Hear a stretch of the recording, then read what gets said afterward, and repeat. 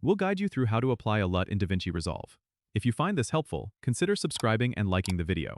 First, open DaVinci Resolve on your desktop and make sure you're in the Edit page. This is where you can see your timeline and the media you want to apply the LUT to. Next, go to the Color page by clicking on the Color tab at the bottom of the interface. Once you're in the Color page, look for the Nodes panel, which is usually located on the right side. You need to select the node to which you want to apply the LUT.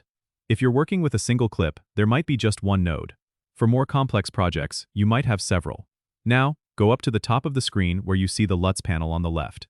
If it's not visible, click on the VIEW menu and make sure LUTs is checked. In the LUTs panel, you'll see a list of available LUTs. DaVinci Resolve comes with a variety of built-in LUTs, but you can also import your own by right-clicking in the LUTs panel and selecting Open File Location, then add your LUT files to the folder. Once you see the LUT you want to use, simply drag and drop it onto the selected node in your Nodes panel. You'll immediately see the color change applied to your clip in the preview window. If you want to adjust the intensity of the LUT, you can use the KE output gain slider in the Nodes panel to fine-tune it. This lets you blend the LUT effect with the original footage till you get the desired look. Once you're happy with the result, you can move on to other clips or export your project. Don't forget to subscribe and comment if this helped you out.